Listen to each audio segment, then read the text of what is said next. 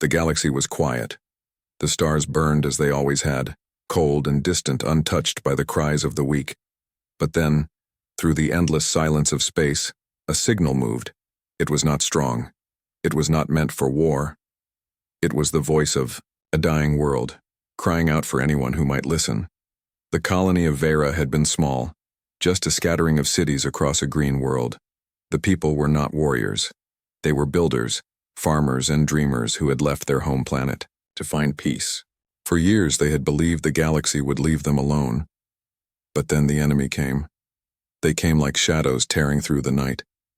Their ships cut across the sky, burning towns and leveling defenses within hours. The colony had no fleet, no strong army to resist. They had only old patrol ships, and those were destroyed in the first attack. The screams of the dying carried across open comms. Families huddled in caves, children were hidden in basements, and leaders sent their last hope into the stars. A desperate SOS. Please, anyone who hears this, we are under attack. Our defenses are broken, our people are dying. Please, help us. The signal repeated again and again, crossing the void, vanishing into the endless stars. Most of the galaxy ignored it. To answer was to risk war. To help was to face death. And who would fight for strangers when so many worlds had already fallen? But the Verans did not stop. Their transmitters pulsed with desperation, their weak message pushing across space as if their very lives clung to each word. Somewhere in their hearts they prayed. Days passed. The enemy tightened their hold. Cities fell, smoke rose, and the skies turned black. The invaders hunted survivors in the forests, laughing as they dragged families into chains. The Verans could do nothing. Every moment felt like the last, and yet still the SOS traveled, across sectors, through debris fields, past war zones where other worlds had already been erased. Most signals are lost in the void, swallowed by silence. But this one reached farther than anyone thought possible. It reached a place most races of the galaxy feared. It reached Earth. Humanity had not been part of the great galactic councils for long. To many alien races they were outsiders, too violent, too unpredictable, too dangerous. Earth was called a death world, a planet where storms and disasters shaped people who were stubborn, fierce, and unyielding. The galaxy watched them with suspicion, afraid of what kind of fleet such a world might build. The SOS reached Earth's deep space listening posts. At first it was only static, broken words on a damaged channel. But when the message was decoded, silence fell in the control room. The staff stared at the screen. They heard the voices of the Verans, crying for help, begging anyone to come. The images attached to the signal showed burning skies, ruined towers, and shadows of warships blotting out the sun. The technicians reported it up the chain. Generals studied it. Politicians argued over it. Some said it was not Earth's problem. Others warned that to answer would be to make enemies the galaxy itself feared. But then came the question no one could avoid. If not humanity, then who? The Verans were not allies. They had no treaties, no trade, no promises with Earth. But the sight of children crying in the ruins struck something deep in the hearts of the Deathworlders. Humanity knew what it meant to suffer. They knew what it meant to call for help and be ignored. History was written in their scars. For hours, debate raged. Some wanted to ignore the signal. Others wanted to respond with words only, promising sympathy but no action. But in the end, the decision came down to the oldest truth of Earth. When someone cried for help, humanity answered. And so, for the first time, the fleets of Earth began to move not for themselves, not for war, not for conquest, but for strangers. The most fearsome warships ever built, forged in the furnaces of a death world, prepared to cross the void. The invaders who laughed at the SOS did not know what was coming. They had no idea what it meant to summon Deathworlders. They had no idea that the weak signal they mocked had awakened a force the galaxy had long feared. Out in the dark beyond the ruined colony, the message still pulsed, still whispered through the stars. Please, help us. And now, someone had listened. The message reached Earth at midnight. In a quiet control room far below the surface, a technician leaned forward in surprise as his screen lit up with broken words and static. The sound was faint, trembling, almost lost in the storm of background noise that always filled deep space channels. At first he thought it was nothing, just another echo of dying stars. But then the voice came clear, a desperate cry in a language his translator rushed to decode. Please, anyone who hears this, we are under attack. Our people are dying. Help us. The technician froze. For a long moment he could not breathe. This was no random signal. This was the voice of the Vayrans, a race known only in trade charts and exploration notes. They were peaceful, harmless, far away from any power worth defending. And yet, someone had come for them with fire and chains. The technician's hand shook as he passed the message higher, knowing what it meant. Within hours, the signal climbed up Earth's chain of command. Admirals and generals gathered in dark meeting halls. Politicians woke from their beds and were rushed into secure chambers. The SOS was played again and again, the cries echoing off the walls. The images stitched to the transmission were worse, burning.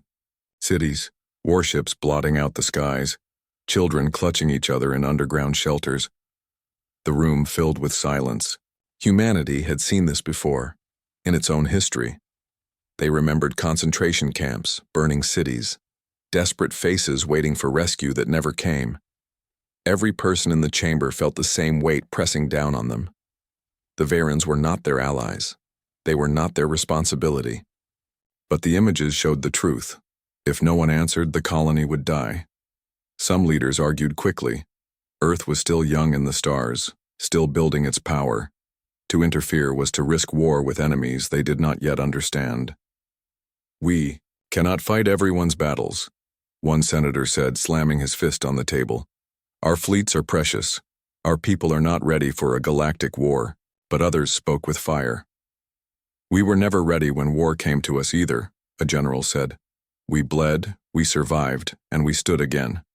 That is what makes us Deathworlders. If we ignore this, then what are we? Are we only another cold empire that looks away while innocents burn? Voices clashed. Hours passed. Some demanded caution, others demanded action. But the message kept playing in the background, soft, broken, full of despair. And with each repeat, it became harder to pretend they could ignore it. Then the decision came not from politicians, but from the people. News of the signal leaked, spreading across Earth in hours. Ordinary men and women heard the cries of the Vayrans, saw the burning images, and remembered their own history. The message was shared millions of times. Voices rose across cities. If we do nothing, we are no better than the monsters who burn them. Pressure grew. Soldiers volunteered before the call even came. Ship crews demanded orders.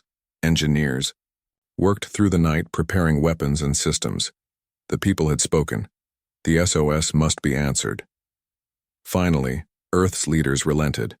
In a darkened chamber, the order was given. The fleet would move. Humanity would risk everything for strangers who had no one else. The admirals saluted, their faces grim but resolute. They knew the price of war. They knew what it meant to unleash the Deathworlder fleet. But they also knew there was no turning back. Ships rose from hidden hangars across Earth and its colonies. Massive engines lit up the void, glowing with deadly fire. Warships, forged in the furnaces of Earth's relentless storms and oceans, slid into formation. Each hull carried scars of testing, each cannon born from centuries of war science. These were not peaceful explorers. These were weapons sharpened by a world that had never given mercy. As the fleet prepared, whispers spread across the galaxy. Spies carried the news faster than light. Earth was moving. Many scoffed, some trembled. For years, the galaxy had warned that Deathworlders must never be provoked. Now the warning would be tested. Back on Vera, the invaders laughed as they tightened their hold. Their commanders believed no one would come. They mocked the SOS, saying it would die in silence. But above them, hidden in the darkness of deep space, engines burned hotter. A fleet was coming, silent, patient, unstoppable. And when it arrived, the galaxy would learn what it meant to awaken Deathworlders. The invaders of Vera did not fear. Why should they? They were the Kothar, a species that lived for conquest. For centuries they had burned world after world, and none had stood against them. Their fleets stretched across sectors, their banners painted with the ashes of the weak. To them, Vera was just another easy prize, another planet to strip and enslave. On the surface, Kothar soldiers marched through ruined streets. They dragged survivors from basements, throwing chains around their wrists. Laughter echoed as families were torn apart while flames devoured once beautiful cities. To the Kothar, this was sport. They did not rush. They wanted the Verans to suffer, to watch their world die piece by piece. Above the planet, their warships hovered like predators circling prey. They had no fear of resistance. The Veran signal was still repeating across the void, but the Kothar mocked it openly. "Who will save you?" they jeered, broadcasting messages to the terrified people below. "No one dares to face us. Your cries are wasted breath." Their commanders gathered in orbit, feasting inside the grand flagship, a colossal vessel shaped like a claw. They celebrated the coming victory, speaking of how many slaves they would take, how much wealth they would carve from this broken world. The idea that anyone might answer the SOS seemed laughable to them, but then, their long-range sensors flickered. At first it was nothing, just a faint anomaly at the edge of the system, a distortion, a ripple of light. The Kothar technicians frowned, adjusting their scanners. Slowly the readings became clear. Multiple signatures, spread wide, moving in perfect formation. Their drives burned hot, powerful enough to pierce through the asteroid fields without pause. The commander of the flagship leaned forward. His laughter stopped. "What is this?" The technicians hesitated. The numbers didn't make sense. These were not scattered patrol ships or smugglers. The signatures were massive. Dozens, then hundreds, all moving with purpose. Each one carried the weight of heavy armor, advanced shields, weapons tuned for destruction. This was a fleet. A true fleet, the Kothar murmured uneasily. None of their intelligence networks had warned them of a counterattack. No empire claimed Vera. No alliance had sworn to defend it. So whose ships were these? The answer came slowly, like a shadow falling across their hearts. The first visual feed streamed in, dark, angular warships, their hulls sharp and unforgiving. Their engines glowed like burning suns, their movements silent and precise. Each ship carried a presence that felt unnatural, as if forged not in peace but in endless storms. The name spread across the Kothar fleet like fire. Deathworlders. For years the galaxy had whispered about them. For years warnings had circulated. Do not provoke Earth. Do not awaken their fleets. But the Kothar had never faced them directly. They thought the stories were exaggerations, myths designed to frighten. Now, watching the Deathworlder fleet carve through the asteroid belt without hesitation, they felt the first sting of doubt. The Kothar commander slammed his fist against the table. "They are just another enemy. They will fall like all the rest." But even as he roared, his voice shook. In the colony below, the Verans still hid in their caves and ruins, unaware of what was coming. They clung to hope but did not dare to believe. The SOS had been sent into the void, and the void rarely answered. Yet far above, the dark fleet was closing in, silent and relentless. The Kothar prepared their defenses. Warships shifted into battle, lines, cannons warmed, shields powered. They were not cowards, they were conquerors. But for the first time in many lifetimes, they prepared without laughter. Their prey had called for help, and something had answered. Minutes stretched like hours as the Deathworlder fleet drew closer. No signals, no threats, no words came from them. Only silence. It was a silence heavier than thunder, a silence that pressed on every mind. The Kothar had fought many enemies who shouted challenges, who begged for mercy. But these ships said nothing. They only came, and that silence was worse than any threat. When the first of Earth's destroyers broke through the shadow of the asteroids, the stars seemed to tremble. Sleek, massive, and armed to the teeth, the ships glowed with cold fire. The Kothar fleet stared, their bravado cracking, their certainty shaken. The SOS had not died in the void. The Deathworlders had heard it. And they were here. The silence of space shattered. The first human warship cut across the dark like a blade of fire. Its engines burned white. Its hull thick with armor forged in storms, earthquakes, and endless trials of Earth itself. Behind it came another, and another, until the sky above Vera was filled with shadows, an armada of Deathworlders, moving as one. For a heartbeat, the galaxy seemed to hold its breath. Then the battle began. The Kothar opened fire first.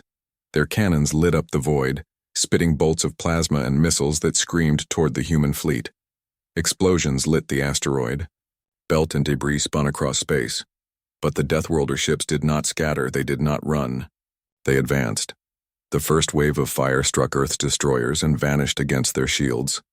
Energy rippled across their hulls like rain against steel. In return, the humans answered with silence, and then unleashed fury. From the lead battleship, beams of blue light tore through the dark, slicing an enemy cruiser in half. A second beam followed, burning through armor like paper. The Kothar screamed as their warship cracked open, spilling fire and bodies into the void. Then the rest of the human fleet spoke. Missiles streaked forward in swarms, weaving through enemy defenses with terrifying precision. Torpedoes struck like thunder, punching through Kothar hulls and leaving nothing but ruins behind. Smaller human frigates darted between the giants, firing railguns that ripped through enemy shields with ease. The Kothar fought back with desperation. Their fleet shifted, their weapons burned brighter, and their commanders roared orders. They threw everything they had at the Deathworlders. But nothing stopped them. For every human ship that shuddered under fire, 10 Kothar vessels burned in return. Inside the Varen caves, survivors looked to the sky and saw light. At first they thought it was another wave of destruction, but slowly they realized these explosions were not their death. They were their salvation. The invaders were burning. The cries of war that filled the heavens were not Kothar victory songs. They were the sound of Deathworlders answering their call. The Kothar flagship charged forward, its cannons firing in a relentless storm. It targeted one of Earth's destroyers, pounding its shields until they flared white. The destroyer shook, its engines flickering. The Kothar cheered, but then the destroyer surged forward, cutting the distance, and unleashed its entire broadside. 3. Void erupted. Dozens of railguns fired at once, their projectiles smashing into the flagship's armor. Explosions tore across its hull. The great claw-shaped ship screamed as its bones broke, pieces of it spinning into fire. With a final blast, from Earth's battleship, the flagship split in two, its light dying in silence. The Kothar fleet faltered. For the first time in centuries, they wavered. Fear spread through their ranks. They had believed no one could challenge them. They had believed the galaxy would always bow, but the Deathworlders did not bow. They came like storms, like hurricanes, like the fury of a planet that had never known peace. Human commanders gave no speeches, no warnings, no mercy. They fought with cold precision, every strike designed to end the battle quickly. The Kothar realized too late what they were facing. These were not warriors bred for conquest. These were survivors. Deathworlders did not seek glory. They fought to win. Ship after ship fell. The void became a graveyard of burning wrecks. The Kothar tried to retreat, but the humans had already cut off their escape. Human cruisers flanked them, railguns spitting fire, missiles chasing down fleeing vessels until nothing was left but debris. The last Kothar warship stood alone, its hull broken, engines failing. Surrounded, it tried one final desperate strike, firing wildly into the dark. But the Deathworlder fleet closed in, and a single shot from Earth's flagship ended it. The wreck spun silently before vanishing into flames. Silence returned. Above Vera, the sky was filled with the wreckage of a once proud fleet. Fires burned across the void, glowing like falling stars. The Deathworlder fleet stood untouched in the center, their engines dim, their weapons cooling. They had come with fury, and they had delivered judgment. On the ground, the Vayrans poured from their hiding places. They looked to the sky and saw salvation, their voices rising in cries of hope. Some fell to their knees, unable to believe they still lived. Children pointed at the ships with wide eyes, whispering words of awe. The message was clear. The SOS had been answered, and when Deathworlders answered, the galaxy itself trembled. When the last Kothar warship died in silence, the stars above Vera seemed calmer than before. Wreckage floated like broken bones, drifting slowly across the black. Fires burned, painting the void in red and gold, while the shadows of the Deathworlder fleet loomed above it all, vast and unshaken. For the first time in weeks, the colony was quiet. No more screams, no more fire raining from the sky, only silence, and the slow realization that they were still alive. The Vayrans emerged from hiding. From caves, ruins, and shattered homes, they came trembling into the open. Their eyes lifted to the heavens where the human fleet hung like guardians forged from iron and storm. The people did not understand at first. They had expected their SOS to vanish into the void. They had expected nothing, but someone had heard them. Someone had come, and not just anyone. Deathworlders. The name had been whispered to them before, always in fear. Stories told of humans, born on a world of chaos, carved by storms, predators, and endless struggle. They were survivors, dangerous even in peace. But now, standing beneath their burning sky, the Vayrans saw something different. They saw saviors. A massive dropship descended from orbit, flames streaking across its hull as it broke the atmosphere. It landed on the edge of a ruined city, shaking the ground. The doors opened and human soldiers stepped out. Their armor was dark and heavy, their helmets glowing faintly in the smoke. They moved with purpose, scanning the ruins, weapons ready. But when they found the survivors, they did not raise their guns. They lowered them. A commander stepped forward, removing his helmet. His face was lined, his eyes sharp, but his voice was steady and calm. "You called?" he said simply. "We answered." The Vayrans fell silent. Some wept openly. Others dropped to their knees in disbelief. A young child stepped forward, clutching a broken toy in her hand, and whispered, "You came for us?" The human commander knelt to meet her eyes. "We always come." Behind him, human medics moved swiftly, treating the wounded with precision. Engineers worked to stabilize collapsing structures. Soldiers handed out food and water. They were efficient, disciplined, but also gentle. For a people raised on a death world, they carried their strength not only in weapons but in compassion. As the hours passed, the scale of the salvation became clear. The human fleet had not come to conquer. They had not come to demand payment or land. They had come only because a message had reached them, a voice crying out in the dark. Word spread across the galaxy faster than light. Reports of the battle reached every council, every empire, every world that had once ignored the SOS. The story was retold in whispers. A small colony, abandoned by all, had called for help, and Earth had answered. The Kothar fleet, once feared, across sectors had been destroyed in a single day.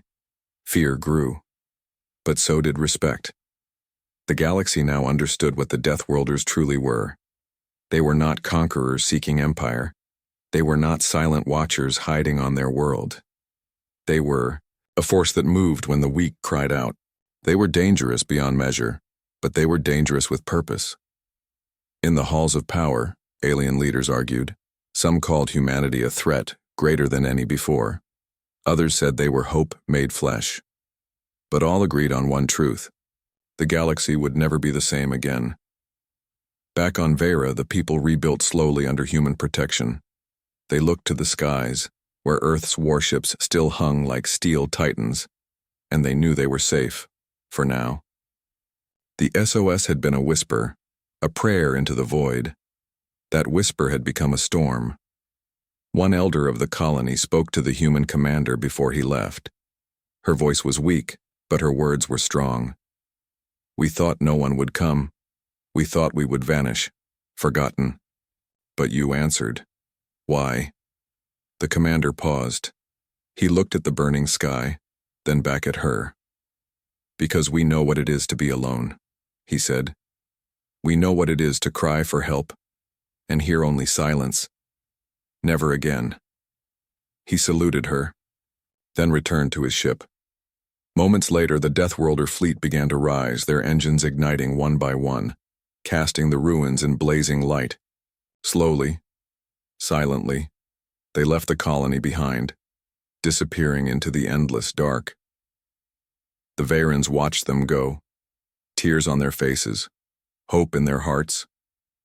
And though the humans left without demand, without promise, the message was clear. Earth had answered. Earth would always answer. From that day forward, across every star system, a truth was spoken in quiet fear and quiet gratitude. When Deathworlders move, the galaxy changes forever.